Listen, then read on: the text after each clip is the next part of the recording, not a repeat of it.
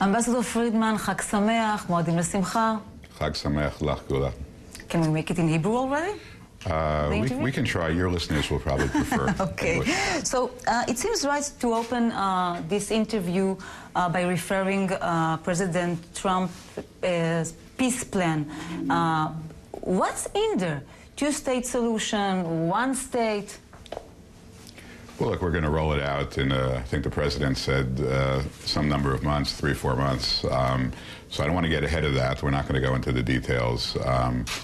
You heard the president's comments yesterday, but I think... Yeah, that's why I'm confused, because yesterday he said, I love the idea of two-state solution, and then he fixed his announcement. Well, I don't think it's a question of fixing it. I think the president said a year or more ago that, you know, he would accept a one-state or a two-state solution depending upon what the parties agree to. I think he's obviously still willing to consider what the parties agreed to. The reality is that over the past year or more, there has been very little interest shown by either Israel or the Palestinians in a one-state solution. So I think the president's observations yesterday were correct. But, you know, we're going to still work on it, and we're putting a lot of thought into it, and you'll see the details in a relatively short period of time. Do you love the two-state solutions? I suspect no.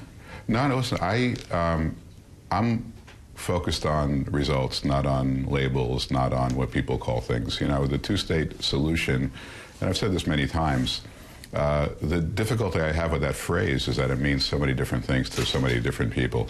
And I think Prime Minister Netanyahu made the right point yesterday when he said, well, what's the Palestinian state? Is it Costa Rica or is it Yemen? And but it's a state. But in that question, I think you bring up, you know, hundreds of details that have to be sorted out. And I think under the right circumstances, where, you know, a Palestinian state is not a threat to Israel, it's something that people should think about. Look, we've been very clear in the United States that where Palestinian autonomy and Israeli security intersect, we err on the side of Israeli security. And that's a very different view than I think has been expressed in the past. So what I would say to all people who are skeptical, and I would count myself as well as a skeptic under certain circumstances, recognize the fact that the president is the most pro-Israel president in the history of the United States. Give him the benefit of the doubt, and let's stay tuned for the details and see if they make sense. What he said yesterday it came as a surprise to Prime Minister Netanyahu? I don't know. I don't know the answer to that. So you don't know if he was surprised by the president's I think idea, yes. I would suspect, because the reason I didn't know the answer is because I don't know what was in the Prime Minister's mind at the time, but I suspect that it's not a surprise because, again, when the president says... He's familiar with the president's plan? No. He understands very well that we have a deep appreciation for Israel's concerns. And I believe that he made the point that the United States will never propose something which deprives Israel of the right and the necessity of maintaining security control. And he's right. That is our view. Maybe the president doesn't know what are the details in the peace plan. You know, Mr. Greenblatt must know, Mr. Kushner must know, but he doesn't? No, he knows. We briefed the president extensively. Oh, yes. The security issues, the status of Jerusalem? He's familiar with everything. And you also? Yes. So what is the status of Jerusalem in the plan? So I can't tell you. I'm not going to tell you until we roll it out. I just don't want to get ahead of the plan itself. And I'll tell you why. This is a very detailed plan. It's many, many pages. We don't do justice to it by giving sound bites. I think people need to read it in its totality to understand it. And I don't think I do justice to the plan by offering, you know, short answers to, you know, it oversimplifies a complicated situation. But it's a whole ready plan.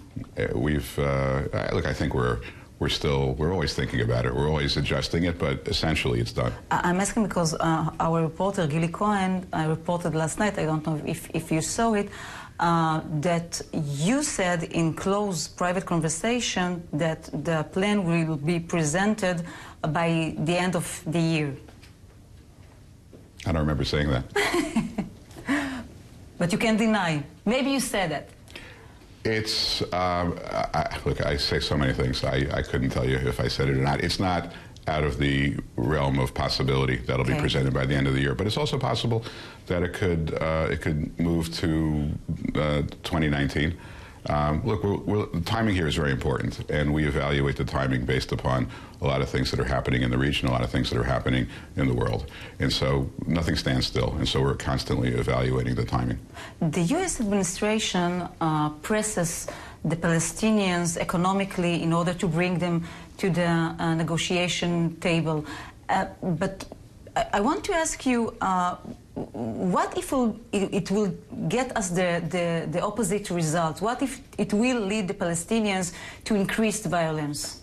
Well, you should understand that our cutting back on funding to the Palestinians is not just tactical to get them back to the table. It's also, and very much more so, a matter of principle. We're not going to spend taxpayer money funding payments to terrorists and their families. It has nothing to do with whether they come to the table or not. We're just not going to do it. We're not going to fund corrupt organizations that spread hatred, that pay for textbooks, that incite violence. Again, we're not doing it. It has nothing to do with whether they come to the table or not.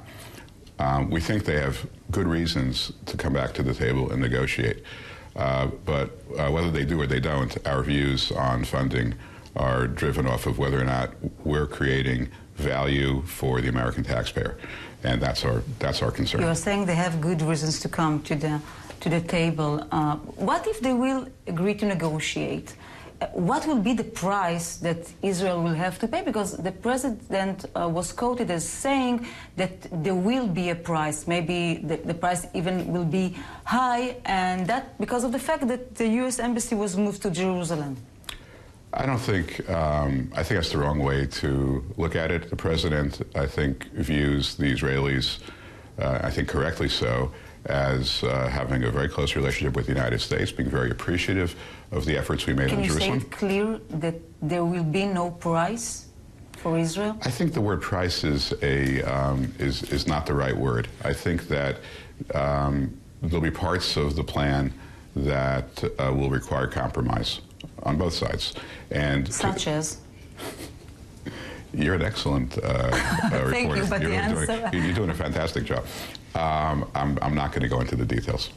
No. Okay. But you insist it's not a price, it's like a compromise for Israel. A huge compromise for Israel? Here's how we look at it.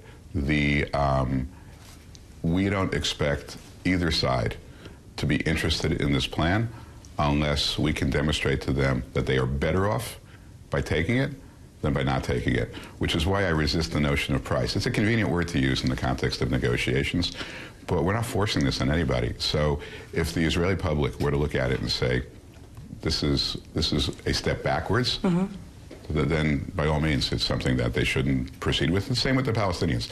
But we're designing this in a way where we don't think that will be the reaction. Okay. Ambassador, let's talk about Iran, because the president spoke about Iran again in his UN speech. Do you see that the sanctions are effective and it can cause a real damage to the regime there? Oh, sure. And I think they're just beginning. So I think it's important to look at the effect so far, and then to look at the incremental sanctions that are coming, and to look at even more sanctions that are being developed as we speak. I think when you put that all together, I think the effect will be crippling with regard to the government of Iran, and hopefully bring them to a point where we can not just end their nuclear ambitions, but end all the malevolence that has pervaded the region.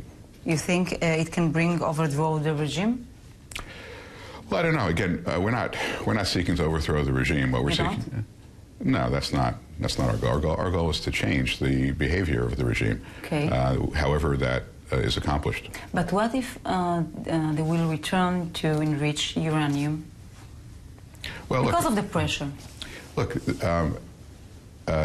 the outcome here is driven by a strategy that they will choose economic health over enriching uranium. And we have every reason to believe that strategy will work. You know, we're in the process of it right now. We're not going to tolerate a nuclear Iran under any circumstances. What do you mean you will not tolerate? Is there a real possibility of an American military attack without Western countries on Iran? I can't speak now to those types of hypotheticals, but I just can tell you the way others have as well. It's not acceptable to the United States for Iran to have a nuclear weapon. So what is on the table as an option to deal with it? There's all kinds of things that are options, but I'm not going to go into more details. Attack is one of them? I'm just not going to go into the details. Okay. I'm asking about attacking Iran because we see in Syria that basically the U.S. left Syria to Russian forces and Iranian forces, and in fact they took control in Syria. Well, look, that was really the sin of the Obama administration. This is something that we've inherited. We're maintaining a base in Tanif, and we're not moving off of that position right now. And why? Why not to change it? You changed the position in the nuclear agreement. Well, the policy in Syria is that, again, we support the right of Israel to remove Iranian bases that threaten Israel. The president couldn't have been more clear yesterday that while Israel has acted aggressively in Syria, he supports their right to act aggressively, and they need to act aggressively. We've supported the efforts to rein in Assad. No prior administration did. We've drawn red lines, and we've kept those red lines. And the conversations with regard to Russia, Iran, Syria, and Israel occur every day between the United States. But there will be no American boots on the ground there. You know, I'm not going to speak for the president on this. I think that's his decision to make. You heard the Prime Minister say yesterday that in his private conversations with the president with regard to Iran and Syria, he got everything he wanted. And I'll leave it to the Prime Minister and the President to explain what that means. Before we end, it seems like you're having a great time in Israel, enjoying yourself. Are you considering making Aliyah after you will complete your role as ambassador here? Well, you know, I love Israel. I think it's a great country, and I am having a great time. But I see a bunch of grandchildren here running. Yes, they're all running around. Well, they're visiting. They're all in holidays. They're here for the holidays. Yeah, it's great to have them. I'm not considering Aliyah at this time. I'm focusing exclusively on being the United States representative in Israel, and that's all I'm considering at this point. Ambassador, thank you for this interview, and Chag Sameach, Modim L'Simcha again. Gamlech, thank you so much. Really appreciate it.